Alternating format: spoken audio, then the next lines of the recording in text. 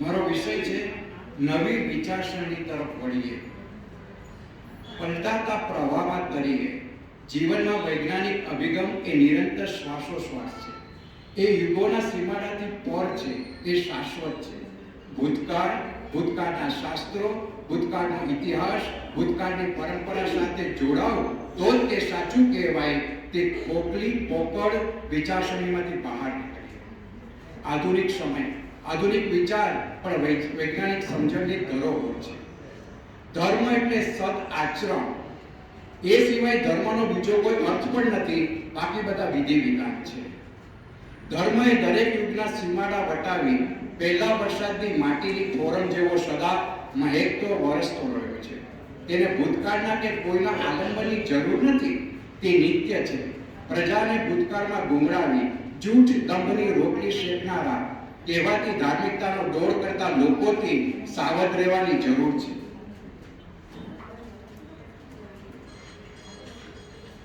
ચિંતકો, પથદર્શકોએ આ વાતને સુપેરે સમજી વર્તમાન સમયે આધુનિક પરિપ્રેક્ષ્યમાં નિત્યતાને નવું પરિમાણ આપવું જોઈએ.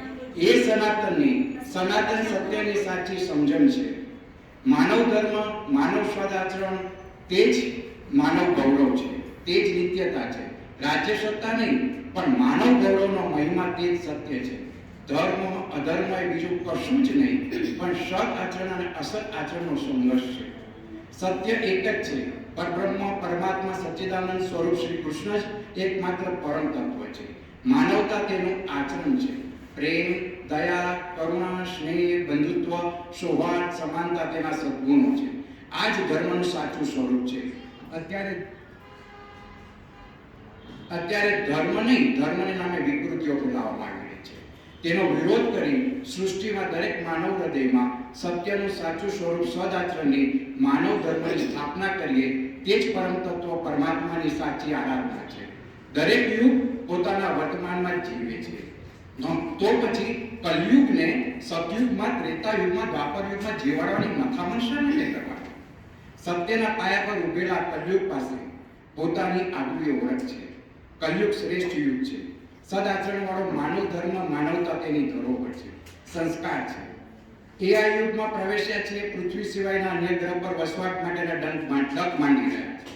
નવી આબોહવા ધરાવતી સંસ્કૃતિની તાજી ફોરમ ફેલાઈ રહી છે. તેવા આપણા ભવ્ય કલયુગે શા માટે અન્ય યુગોની પરંપરા, શાસ્ત્રોમાં, રિવાજોમાં આંટા મારવાના? અવતાર કાળમાં પણ ભગવાન જેની સાથે રહ્યા હતા તેઓમાંના મોટાભાગના લોકો પણ તેમને ભગવાન તરીકે નહોતા ઓળખી શક્યા. જ્યારે અનાવતાર કાળમાં કલયુગમાં મહાપ્રભુજીએ દર્શાવ્યું છે કે પરબ્રહ્મ, પરમાત્મા, સચ્ચિદાનંદ શ્રી કૃષ્ણ એકમાત્ર પરમ તત્વ છે. તે જ સનાતન સત્ય છે ને તે આપણી સાથે જ વિહરી રહ્યો છે. ન તો તેને મંદિર, મસ્જિદ કે ગિરજાઘરમાં શોધવાનું છે. દરેક માનવ સ્વરૂપ કૃષ્ણ છે. સતયુગ, ત્રેતાયુગ કે દ્વાપરમાં તેના અવતારોની પૂજા કે કથા કરવા કરતા તમારી વચ્ચે બિરાજી રહેલા તેના જ અવતારો એવા માનવોની સેવા કરો. અહીં કોઈ વાતનો વિરોધ નથી. તે યુગને, તે અવતારો, ત્યારના ઐતિહાસિક ગ્રંથોને નતમસ્તકે પ્રણામ.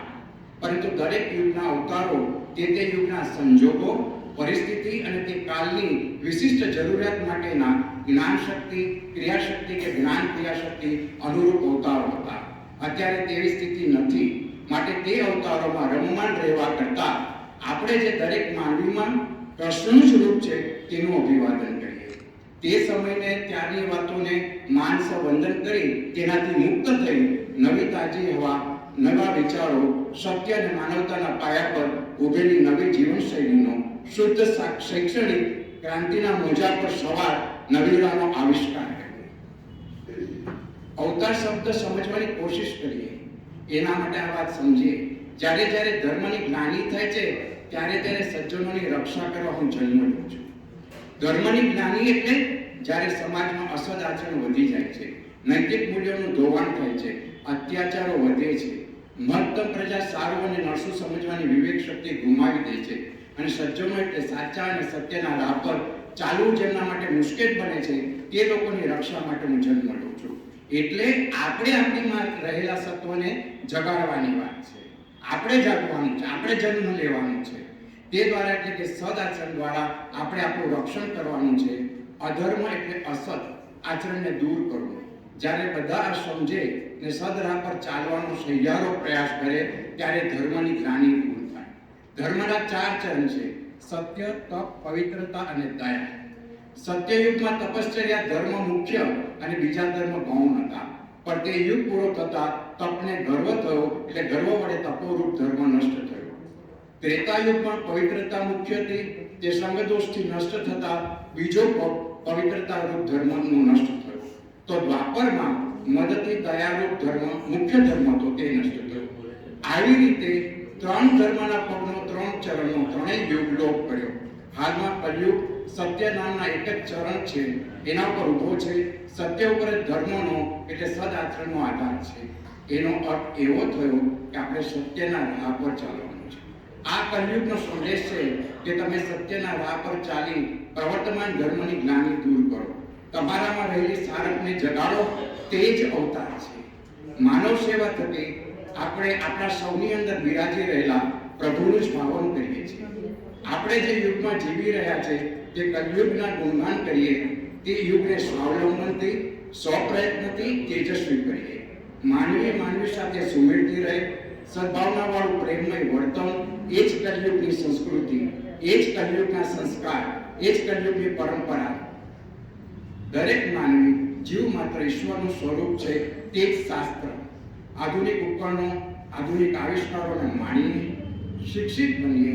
આદર્શ માનવી બનવાની કેળવણી પ્રાપ્ત કરીએ. ફરજો દક્ષતાથી નિભાવીએ, મહેનત કરીએ, પ્રમાણિકતાથી જીવન જીવે. તે જ પૂજા, તે જ પાઠ, તે જ પ્રાર્થના. તમારું ઘર એ જ તમારું મંદિર અને દરેક પ્રકારના અંધશ્રદ્ધા પોષનારા ક્રિયાકાંડની મુક્તિ એ કલયુગનો આદર્શ છે. પ્રેમ ભર્યું સદગુણયુક્ત માનવ જીવન